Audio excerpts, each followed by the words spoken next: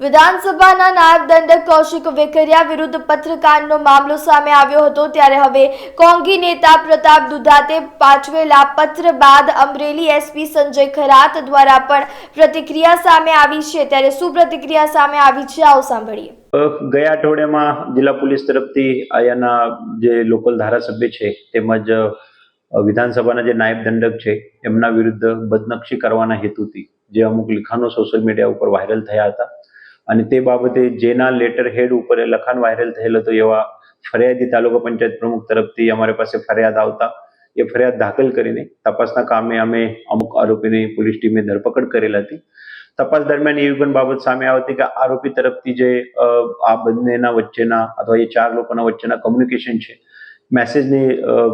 Send કરેલા message છે, receive કરેલા મેસેજ છે એ ડિલીટ કરવામાં આવેલ છે। સાથે સાથે તપાસ દરમિયાન એ પણ સામે આવ્યું હતું અન્ય જે સાંયોગિક પુરાવા છે એ પણ આરોપી તરફથી નષ્ટ કરવામાં આવેલ છે। આરોપીને તપાસ દરમિયાન જરૂરતની પ્રક્રિયા મુજબ કોર્ટ સામે હાજર કરતા કોર્ટ તરફથી આરોપીને રિમાન્ડ મળેલ હતું અને આ રિમાન્ડ દરમિયાન આરોપીના ઝડપી પંચનામું કરીને આરોપી જે તપાસના કામે પુરાવા છે એ આરોપીને કઈ જગ્યાએ રાખેલ છે, ઓફિસમાં કઈ જગ્યાએ રાખેલ છે, દુકાનમાં કઈ જગ્યાએ રાખેલ છે,